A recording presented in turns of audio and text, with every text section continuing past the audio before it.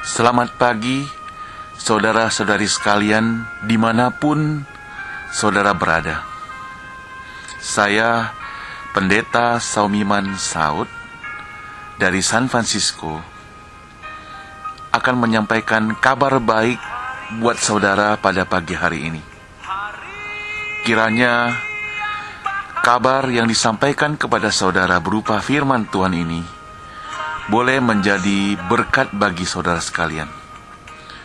Saudara, jikalau khotbah yang disampaikan pada pagi hari ini menjadi berkat bagi saudara, silakan perkenalkan kepada teman-teman saudara sekalian.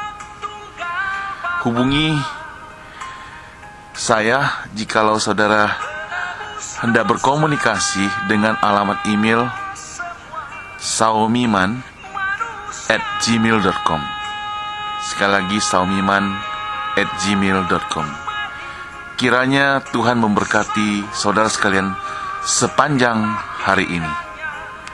Terima kasih, Tuhan memberkati, dan selamat mendengarkan.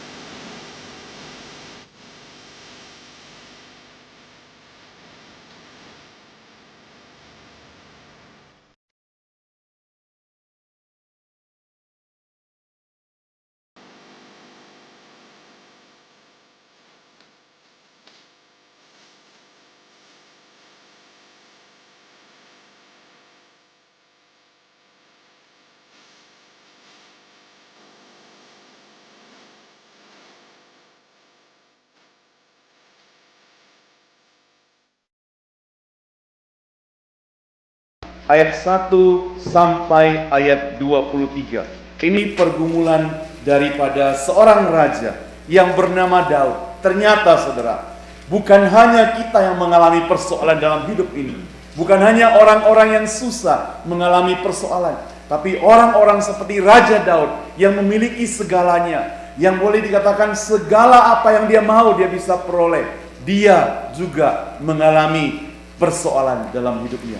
Lalu pertanyaannya, bagaimana dia keluar dari persoalan itu? Hari ini kita akan sama-sama mempelajari apa yang dilakukan Daud ketika dia menghadapi persoalan dalam hidupnya. Nomor 55 ayat 1 sampai 23. Mazmur 55 ayat 1 sampai 23. Supaya saudara sekalian tetap konsentrasi di bagian ini, saudara, saya mengajak kita membaca secara bergantian. Jadi saya membaca ayat pertama, saudara kedua, demikian seterusnya.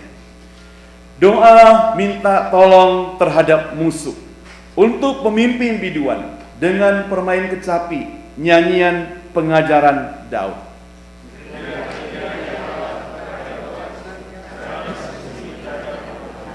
Perhatikanlah aku dan jawablah aku. Aku mengembara dan menangis karena cemas.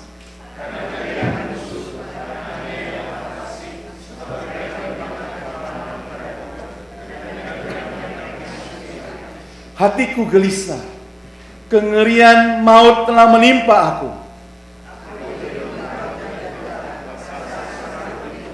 Pikirku, sekiranya aku diberi sayap seperti merpati, aku akan terbang dan mencari tempat yang tenang.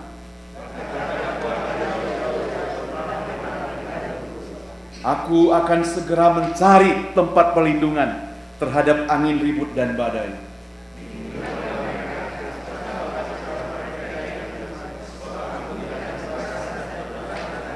Siang malam mereka mengelilingi kota di atas tembok-temboknya, dan di dalamnya ada kemalangan dan bencana.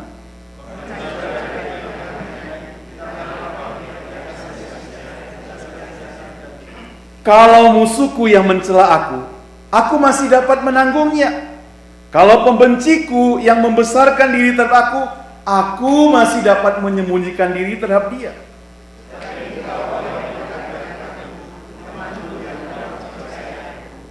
Kami yang bersama-sama bergaul dengan baik dan masuk rumah Allah di tengah-tengah keramaian.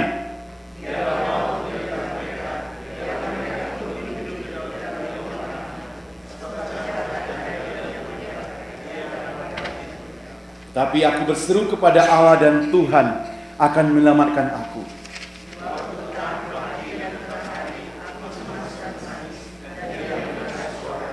Ia membebaskan aku dengan aman dari serangan terhadap aku, sebab berduyun-duyun mereka melawan aku.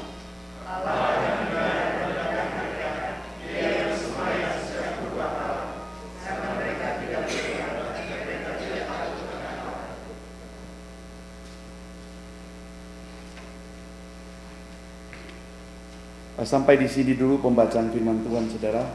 Saya akan mengajak kita masuk dalam doa.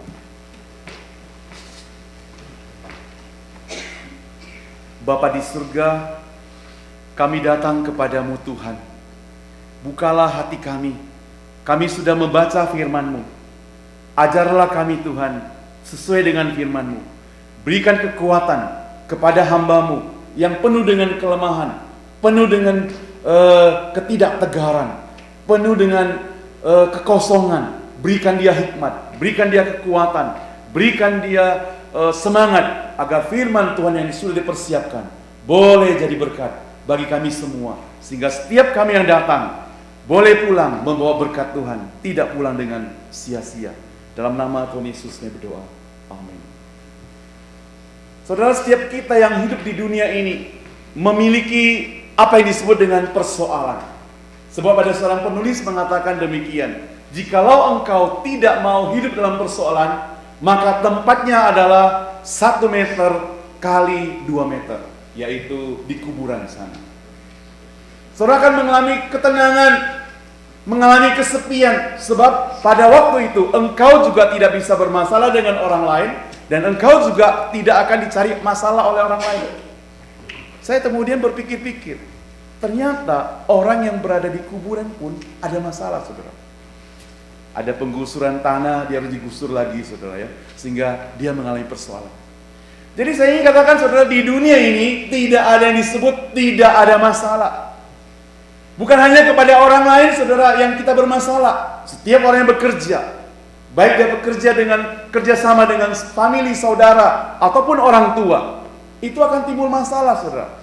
Mula-mula kerja dengan baik, perusahaan masih oke-oke saja, baik. Masih sama-sama berjuang, baik. Masih sama-sama kecil, baik. Tapi perusahaan makin hari makin besar. Keuntungan makin hari makin banyak. Masalah terjadi. Belum lagi tambah kalau itu merupakan warisan orang tua. Orang tua mulai sakit-sakitan. Sudah mulai ada tanda-tanda, saudara. Surat menyurat sudah dipikirkan dengan baik-baik. Pengacara sudah diundang datang. Siapa yang membela ini, siapa yang membela siapa, semua sudah ada. Karena pada waktu nanti orang tua dipanggil Tuhan, dia sudah ada semua surat-surat bukti pembagian harta yang jelas.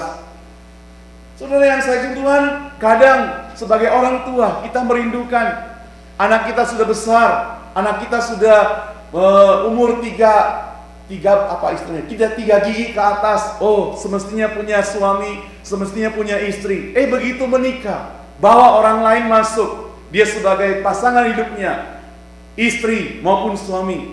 Persoalan juga muncul lain, saudara. Waktu kita punya anak sendiri, mungkin orang tua, anak-anak sangat memperhatikan kita. Begitu dia punya istri, perhatian bukan dikurangi dan sebagainya. Orang tua yang tidak bisa menerima demikian, dia anggap ini sebagai masalah yang besar. Timbullah pertengkaran, timbullah perselisihan, timbullah masalah. Akhirnya anak mau dengar siapa? Kalau dia memihak kepada anaknya, dia bermasalah dengan istrinya. Kalau dia memihak dengan mamanya, dia bermasalah dengan istri maupun suami, dengan mamanya atau dengan suaminya. Pokoknya sebaliknya demikian. Nah, saudara yang saya cintai Tuhan, jadi dengan kata lain, setiap manusia yang ada di dunia ini mengalami persoalan hidup bertubi-tubi. Dan inilah yang disebut dengan suatu warna kehidupan yang indah kalau dijalani bersama-sama dengan Tuhan. Karena Tuhan yang kita sembah tidak pernah meninggalkan sedetik pun kita, kalau kita yakin dan percaya kepadanya. Lalu saudara, kita mulai berpikir yang tidak-tidak. Ketika segala persoalan hidup bermuncul dalam kehidupan kita, ketika segala persoalan itu menumpuk dalam hidup kita, kita berpikir bahwa Tuhan yang kita sembah itu, Tuhan yang baik itu, Tuhan yang sayang pada kita itu, sudah meninggalkan kita. Kita berpikir, kita mulai merenungkan, oh betapa saya bejat di hadapan Tuhan, betapa saya tidak layak, betapa saya tidak seperti orang itu, betapa saya tidak seperti dia, betapa saya tidak diperhatikan Tuhan, betapa saya tidak disayang oleh Tuhan. Kita mulai putus asa, kita mulai kecewa, kita mulai marah, kita mulai iri, kita mulai dendam, dan semua itu dilontarkan kepada orang lain. Kesalahan yang terjadi di antara kita seringkali terjadi adalah tatkala kita mengalami persoalan, kita mengatakan Tuhan meninggalkan kita. Dengan kata lain, saudara, Tuhan selalu dikambing hitamkan. Tuhan selalu jadi masalah dalam kehidupan kita. Karena waktu kita senang, kita lupa.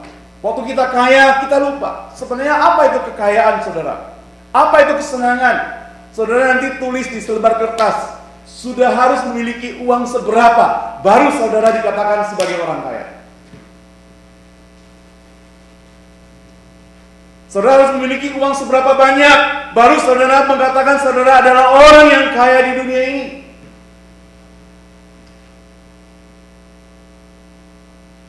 Kalau saudara hari ini saya katakan saya adalah orang kaya, saudara katakan tidak mungkin. Rumahnya masih sewa, saudara. Mobilnya masih tahun 900-an. Apa itu kaya, saudara? Itu sebenarnya saudara manusia tidak puas. Manusia selalu berjuang. Manusia selalu mencari kekayaan-kekayaan. Sehingga saudara dia bisa mendapatkan banyak harta kekayaan. Mungkin persoalan tetap mengekori dia, saudara. Sampai-sampai Raja Daud mengalami demikian, saudara. Mari kita lihat, saudara, Raja Daud itu.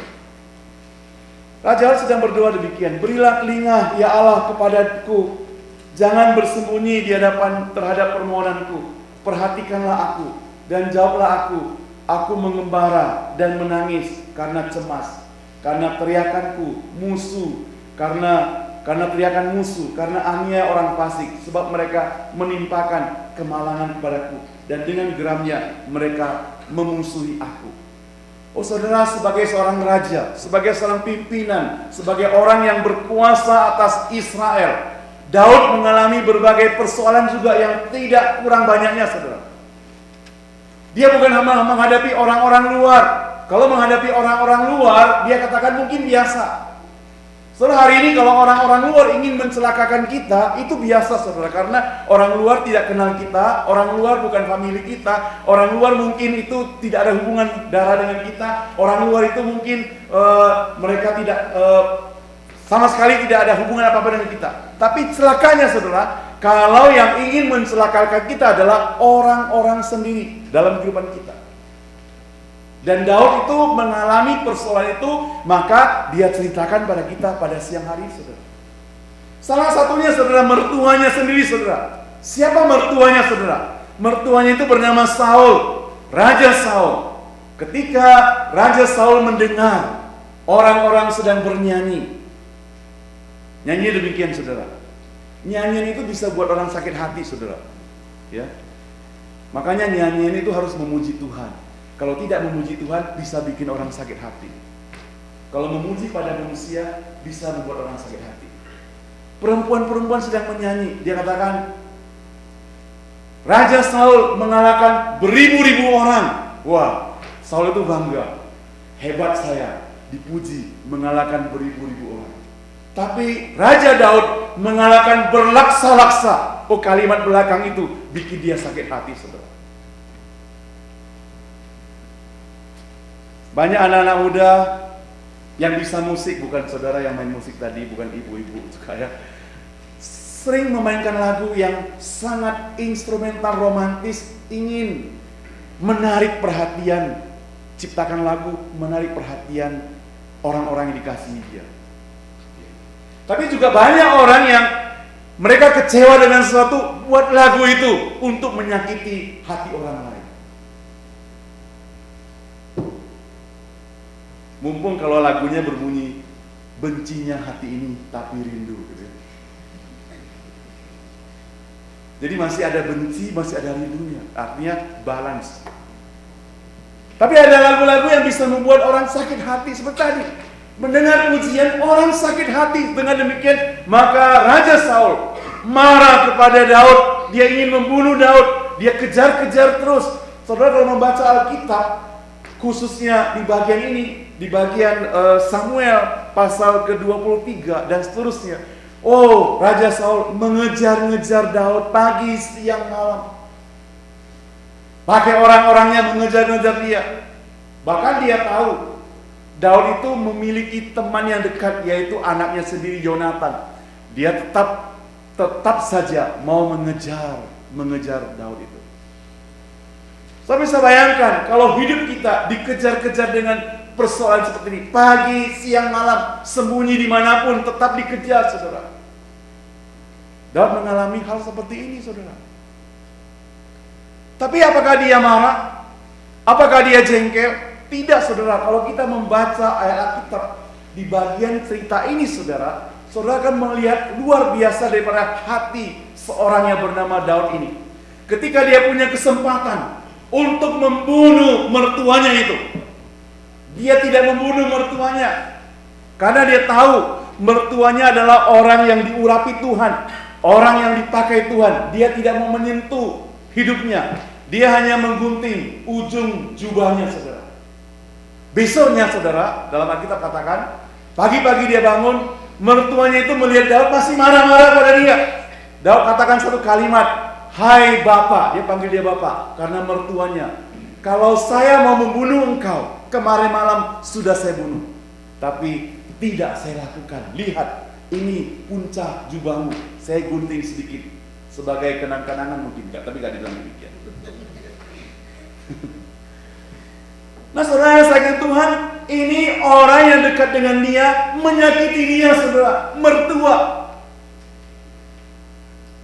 Oh, hari ini terlalu banyak mertua yang menyakiti hati menantu, saudara ya. Kasihan yang jadi menantu. Siapa yang jadi mertua di sini? Maafkan saya. Saya punya teman, dia itu susah cari pacar, ya, seangkatan saya. Gak seperti saya gampang carinya. Sorry. Dia susah cari. Akhirnya sampai umur kira-kira 2-3 tahun lalu baru temukan seorang wanita idamannya, jadi pacarnya, jadi istrinya, dan punya 2 orang anak. Saudara yang saya kasihi Tuhan, tapi sekarang ketika katakan, bukan 2 tahun lalu lah, 2 tahun lalu istrinya tinggalkan dia, gitu maksudnya. Jadi berarti 5 atau 6 tahun lalu dia menikah. Ya paling sedikit saya duluan sama dia, karena pacar saya banyak, jadi bisa gampang dapat. Dia susah. Nah, saudara yang kasih Tuhan, saya tanya, dia selalu SMS saya minta didoakan. Jadi saya dengar satu pihak, saya itu berdosa sekali kalau nggak doakan dia kan ya, dengan sepihak dari dia. Tapi waktu istri saya sekarang berada di Medan, pulang sudah mengetahui situasi keadaan dia bilang mestinya bukan dia sendiri yang salah, mertuanya terlibat di dalamnya. Saya tanya kenapa bisa demikian? Iya, masa si menantu keluar ke pasar dikasih jatah jam berapa pulang, lewat sedikit dimarahin. Ke gereja juga jam berapa pulang, ketemu pendeta juga dikasih jatah jam berapa pulang. Sampai sang istri stres, sang istri frustrasi, jatuh sakit, otaknya kena penyakit, saudara. Singkat cerita, dia bawa kedua orang anaknya tinggalkan suaminya. Sekarang suaminya lagi stres, pernah masuk ke rumah sakit jiwa, saudara. Yang jadi menantu kasihan, maksudnya yang jadi mertua kasihan menantumu ya. Nanti sakit jiwa kalau engkau menekan-nekan dia. Tapi menantu di Amerika lebih canggih, saudara. Jangan main-main dengan menantu di Amerika. Saya nggak tahu caranya. Saudara yang mengerti cara. Tapi poin saya adalah, saudara, orang-orang dekat yang mestinya dia mengasihi kita, yang mestinya dia sayang pada kita, tapi kok menekan kita, membuat kita sampai sakit jiwa, pusing, dan sebagainya. Mengapa harus demikian, saudara? Kalau orang luar yang menyakiti kita, gak masalah. Ini orang-orang dekat. Yang jadi menantu jangan membalas, saudara. Sebab Daud tidak membalas kepada mertuanya. Kalau malam-malam mertuamu udah sakit, jangan langsung dibunuh, bukan. Hanya gunting saja ujung jubahnya, gitu. Cukup. Saudara yakinlah, menantu itu masih baik. Ketika saudara sebagai mertua sedang sakit, batuk-batuk, dia masih kasih obat yang benar, saudara. Kalau dia jahat, dia tambah saja jatahnya, yang semestinya 1 biji jadi 5, saudara. Saudara akan pergi dengan cepat bertemu dengan Tuhan Yesus. Nah, saudara yang saya Tuhan, poin saya adalah seringkali yang menyakiti kita adalah orang-orang dekat. Mengapa harus terjadi? Mengapa masalahnya harus terjadi? Mari kita akan tinggalkan semua masalah yang terjadi dari orang-orang dekat ini. Karena hidup kita, hidup yang singkat, hidup kita, hidup yang saat ini saja. Kita jangan hidup dengan penuh duka cita. Kalau ada masalah, maka saya tulis di quote Facebook saya hari ini gitu ya. Karena saya mau persiapan ini, saya datang sini, saya tulis di sana. Supaya mereka juga tahu apa yang saya ngomong gitu ya. Bahwasanya rayakanlah penderitaan itu dengan penuh sukacita. Rayakanlah masalahmu dengan penuh sukacita. Jadi kalau ada masalah, dirayakan bersama dengan penuh sukacita. Bisa diceritakan kepada sanak famili, bisa diceritakan pada mertua. Saya mengalami persoalan ini, saya ceritakan pada mertua ada persoalan, ceritakan pada menantu, anak kepada mama. Oh, sungguh indah, sehingga membagi-bagi beban. Tapi zaman sekarang karena si mertua tidak senang sama menantu, menantu benci sama mertua, apalagi suami istri saling membenci, tidak ada yang bisa diseiringkan, sendiri terima dengan beban berat. Akhirnya Walaupun firman Tuhan katakan, marilah kepadaku orang yang berbeban berat. Saudara memang datang ke gereja, tapi saking bebannya terlalu berat, gak pernah diceritakan pada orang lain, gak pernah diceritakan, bebanmu tetap ringan, tetap berat, saudara. Oh, Daud bukan hanya mengalami persoalan dari ini, mestinya menjadi pelajaran kepada kita, saudara. Kepada mertua ada masalah, ini sekarang kepada anak juga ada masalah, saudara. Di dalam Alkitab kita 2 Samuel 15 ayat 7, nanti saudara pulang baca 15 ayat 10 dan seterusnya juga. Di 2 Samuel 15 ayat 7 dan 10 dan seterusnya. Di situ ada anaknya bernama Absalom, juga menjadi persoalan hidupnya. Karena si anak mau merebut jabatan papa, mau merebut pokoknya jabatan daripada papanya. Dalam kehidupan kita sering demikian, saudara. Saya pernah mendengar anak-anak demi kekayaan, demi harta benda, dia tidak segan-segan menyingkirkan orang tuanya yang membesarkan dia, yang melahirkan dia. Oh, sangat kejam, saudara. Anak rela menyingkirkan orang tuanya. Itu sebenarnya tidak salah kalau pada minggu ketiga kita coba memperingati Hari Bapak, supaya setiap anak-anak itu yang masih memiliki bapak bisa merenungkan seberapa besarnya.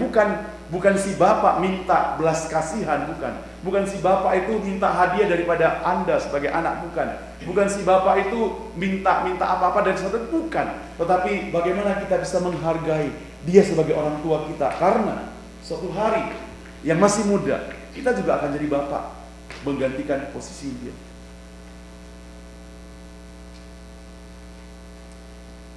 Coba kita lihat, saudara yang disayangkan Tuhan. Itu sebabnya maka Daud berdoa demikian.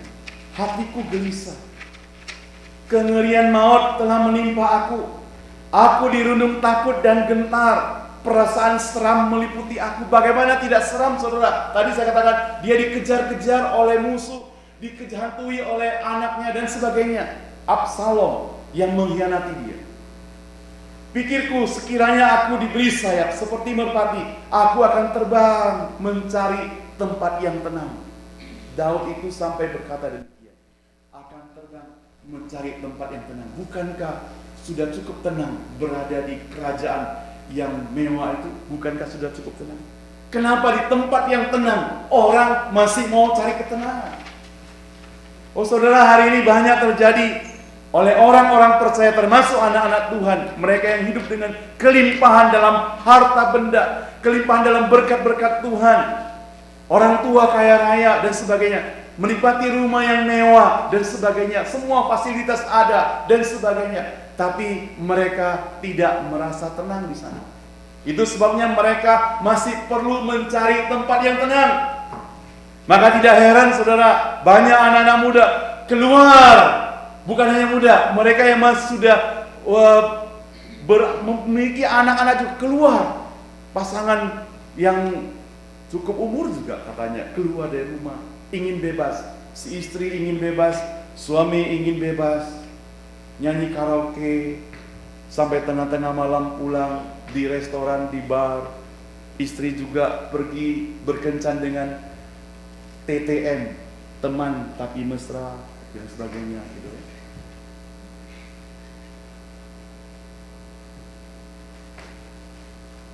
Karena di rumah yang tenang itu tidak memiliki ketenangan, saudara. Sama seperti Daud mengalami demikian, di kerajaan yang tenang itu tidak ada ketenangan karena serangan-serangan yang bertubi-tubi, orang-orang dekat yang menyerang dia. Maka di dalam ayat yang selanjutnya dikatakan, ayat 10, saudara, bingungkan mereka, kacaukanlah percakapan mereka ya Tuhan, sebab aku melihat kekerasan dan perbantahan dalam kota. Siang malam mereka mengelilingi kota itu di atas tembok-temboknya, dan di dalamnya ada kemalangan dan bencana. Penghancuran ada di tengah-tengahnya, di tanah lapangnya tidak habis-habisnya ada pemindasan dan tipu. Jadi semua orang tidak bisa dipercaya, karena orang yang dekat saja tidak bisa dipercaya. Bagaimana bisa percaya pada orang luar? Saya harap ini tidak terjadi dalam kehidupan keluarga, kehidupan kita masing-masing. Itu sebabnya saudara, gereja menyediakan suatu kesempatan yang indah. Sabtu depan ada seminar keluarga yang saudara sedang mengalami benang kusut dalam masalah persoalan keluarga ini. Perlu dilepaskan dari benang yang kusut itu. Tidak gampang saudara melepaskan benang yang kusut. Lebih gampang buang ke tong sampah saudara. Tapi kita pelan-pelan mau lepaskan benang yang kusut itu. Maka di sini katakan demikian. Kalau musuhku yang mencela aku masih dapat menanggungnya. Ini Pak Daud katakan. Kalau pembenciku yang membesarkan diri terhadap aku masih dapat menyembunyikan diri terhadap dia.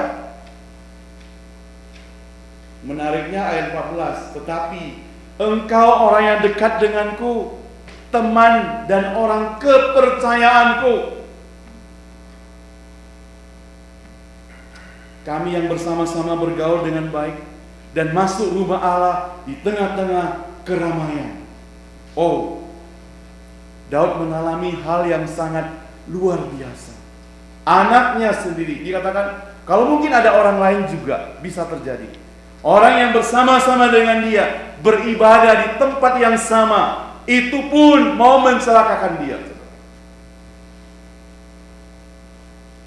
Saudara, hari ini kita perlu bersyukur pada Tuhan karena pelajaran yang dialami oleh Daud, dia duluan mengalaminya saudara, dan dia bisa menang menghadapi persoalan itu.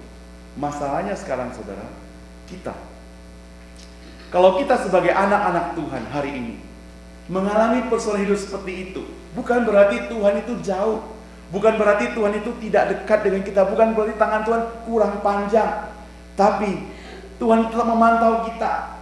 Memang sakit hati, memang kejam, karena orang dekat musuh dengan kita. Tapi makanya kita perlu evaluasi sebagai menantu, sebagai mertua, sebagai anak-anak. Coba kita evaluasi sebagai orang-orang muda yang hari ini mungkin karena hanya menerima uang jajan daripada orang tua, yang kalau telepon ke Indonesia itu hanya karena perlu duit. Itu pun kalau misalnya dia telepon saudara, sekarang lebih murah pakai email saudara. Alasannya mau hemat, tapi kalau bisa orang tua kirim yang banyak juga gitu. Kalau mau hemat berarti orang tua gak usah kirim banyak misalnya. Nah saudara yang saya Tuhan, hidupan begitu berenggang, keterpisahan, komunikasi jadi kurang. Sering kali saudara, satu dengan yang lain tidak menjadi perhatian. Satu dengan lain gampang sekali menyakiti. Satu dengan lain gampang sekali menggerogoti yang lain. Satu dengan lain gampang menjatuhkan. Satu dengan lain kasihnya mulai berkurang.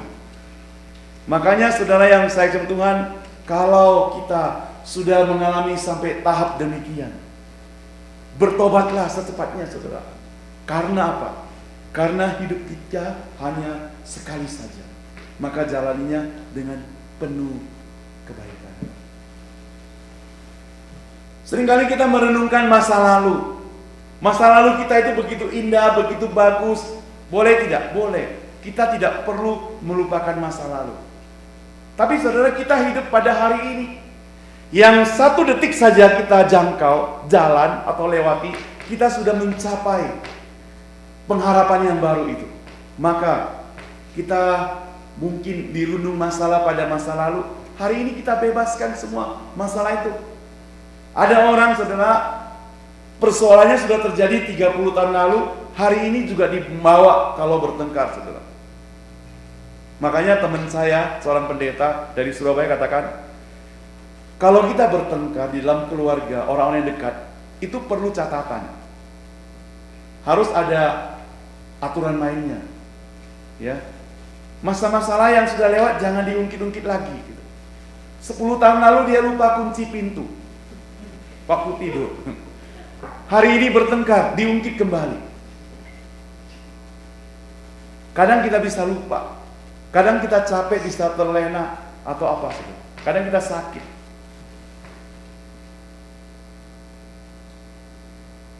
Kadang kita bisa melakukan kesalahan.